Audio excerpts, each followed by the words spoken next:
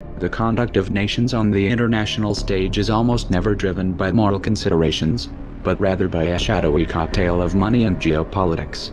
As such, when you see the mouthpieces of the ruling class begin to demonize a foreign country, the first question in your mind should always be what is actually at stake here. For some time now Russia, China, Iran, and Syria have been in the crosshairs. Once you understand why, the events unfolding in the world right now will make much more sense. The US dollar is a unique currency.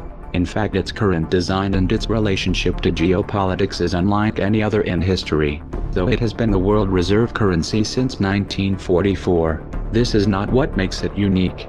Many currencies have held the reserve status off and on over the centuries. But what makes the dollar unique is the fact that since the early 1970s it has been, with a few notable exceptions, the only currency used to buy and sell oil on the global market. Prior to 1971, the US dollar was bound to the gold standard, at least officially, according to the IMF. By 1966, foreign central banks held $14 billion US. However, the United States had only $3.2 billion in gold allocated to cover foreign holdings. Translation: the Federal Reserve was printing more money than it could actually back. The result was rampant inflation and a general flight from the dollar. In 1971, in what later came to be called the Nixon shock, President Nixon removed the dollar from the gold standard completely. At this point, the dollar became a pure debt-based currency. With debt-based currencies, money is literally loaned into existence. Approximately 70% of the money in circulation is created by ordinary banks, which are allowed to loan out more than they actually have in their accounts. The rest is created by the Federal Reserve, which loans money that they don't have, mostly to the government. It's kind of like writing hot checks, except it's legal for banks. This practice, which is referred to as fractional reserve banking, is supposedly regulated by the Federal Reserve, an institution which just happens to be owned and controlled by a conglomerate of banks, and no agency or branch of government regulates the Federal Reserve. Now, to make things even more interesting, these fractional reserve loans have interest attached, but the money to pay that interest doesn't exist in the system. As a result, there is always more total debt than there is money in circulation, and in order to stay afloat, the economy must grow perpetually. This is obviously not sustainable. Now you might be wondering how the dollar has maintained such a dominant position on the world stage for over 40 years if it's really little more than an elaborate Ponzi scheme. Well, this is where the dollar meets geopolitics. In 1973, under the shadow of the artificial OPEC oil crisis, the Nixon administration began secret negotiations with the government of Saudi Arabia to establish what came to be referred to as the petrodollar recycling system. Under the arrangement, the Saudis would only sell their oil in US dollars, and would invest a majority of their excess oil profits into US banks and capital markets. The IMF would then use this money to facilitate loans to oil importers who were having difficulties covering the increase in oil prices. The payments and interest on these loans would of course be denominated in US dollars. This agreement was formalized in the US-Saudi Arabian Joint Commission on Economic Cooperation, put together by Nixon's Secretary of State Henry Kissinger in 1974. Another document released by the Congressional Research Service reveals that these negotiations had a net to them, as U.S. officials were openly discussing the feasibility of seizing oil fields in Saudi Arabia militarily. The system was expanded to include the rest of OPEC by 1975. Though presented as a buffer to the recessionary effects of rising oil prices, this arrangement had a hidden side effect. It removed the traditional restraints on U.S. monetary policy. The Federal Reserve was now free to increase the money supply at will. The ever-increasing demand for oil would prevent a flight from the dollar, while distributing the inflationary consequences across the entire planet. The dollar went from being a gold-backed currency to an oil-backed currency. It also became America's primary export.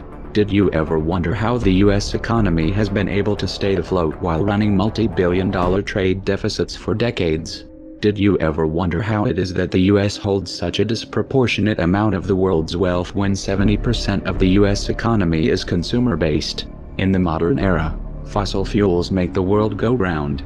They have become integrated into every aspect of civilization: agriculture, transportation, plastics, heating, defense and medicine, and demand just keeps growing and growing. As long as the world needs oil, And as long as oil is only sold in US dollars, there will be a demand for dollars, and that demand is what gives the dollar its value. For the United States, this is a great deal. Dollars go out, either as paper or digits in a computer system, and real tangible products and services come in.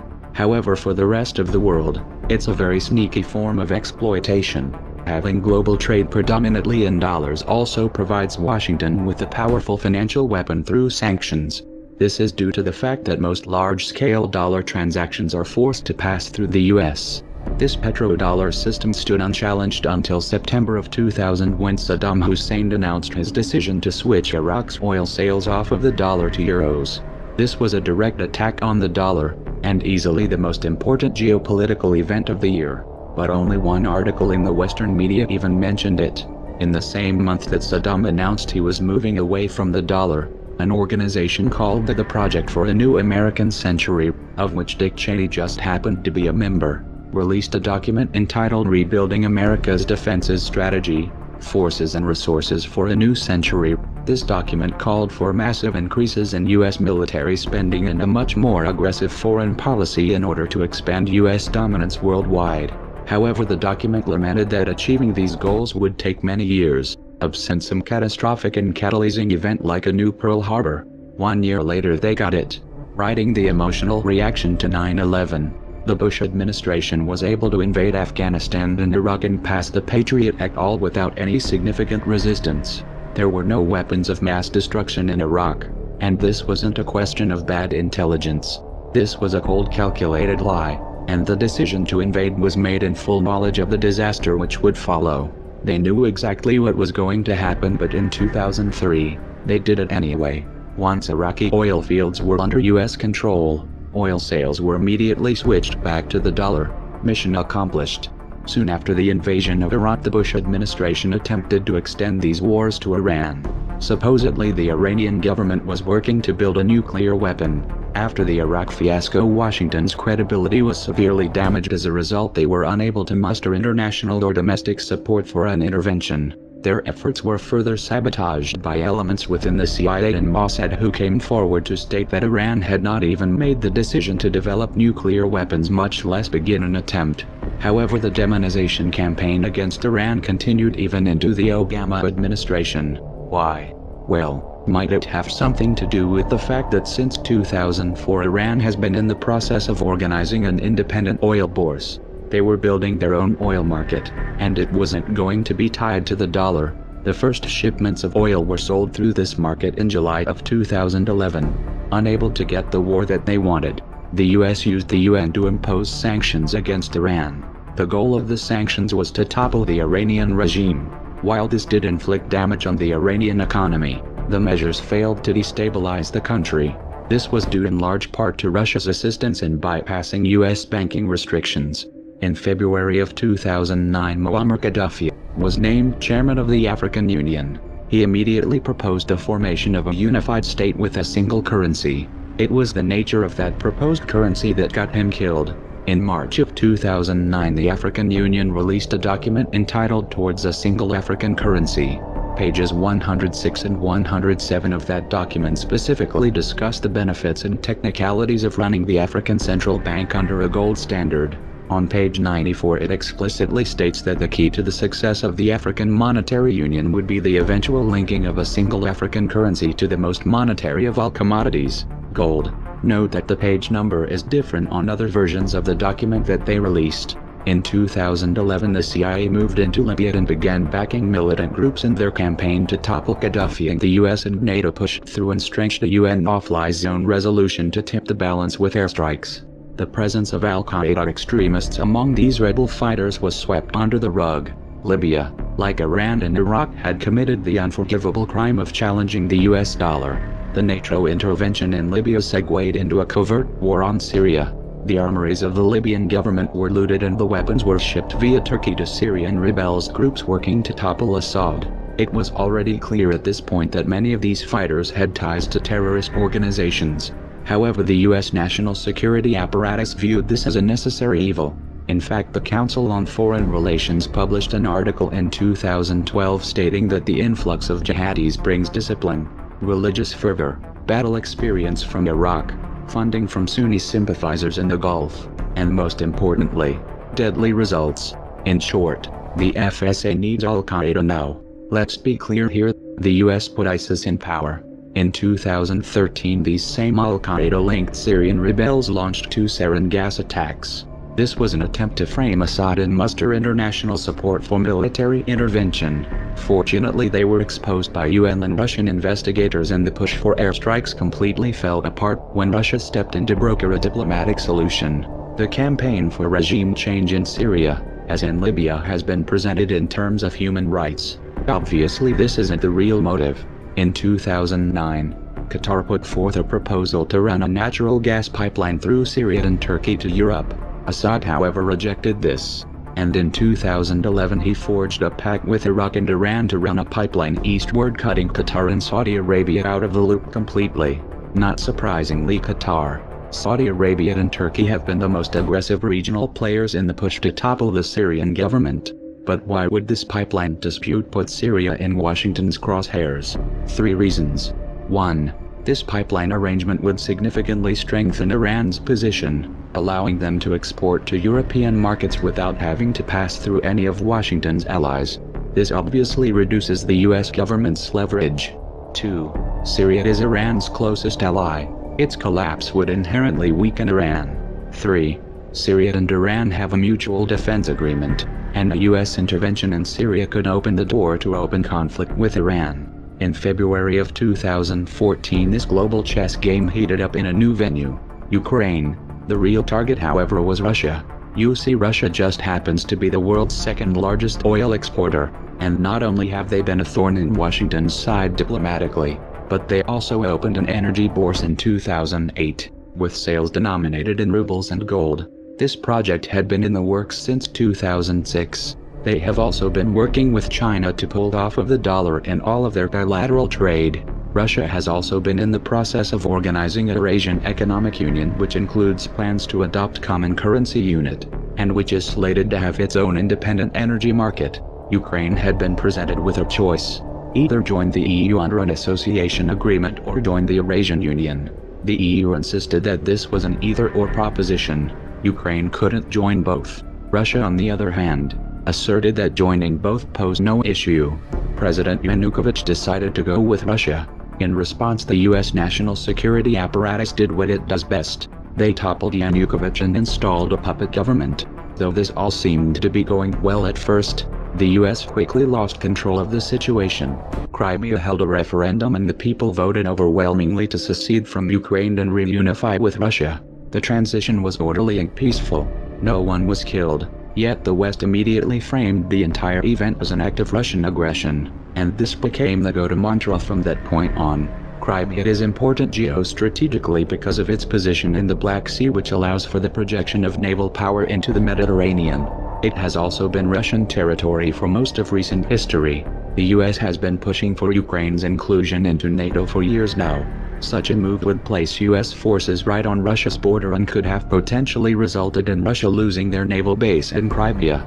This is why Russia immediately accepted the results of the Crimean referendum and quickly consolidated the territory. Meanwhile, in eastern Ukraine, 2 regions declared independence from Kiev and held referendums of their own, the results of which overwhelmingly favored self-rule. Kiev responded to this with what they referred to as anti-terrorist operations.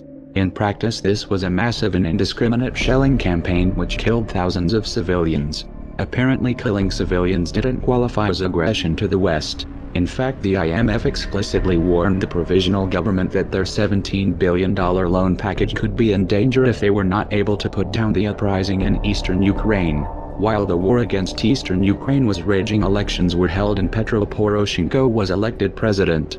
It turns out that Poroshenko was exposed by a leaked diplomatic cable released by WikiLeaks in 2008 as having worked as a mole for the US State Department since 2006. They referred to him as our Ukraine insider, and much of the cable referred to information that he was providing.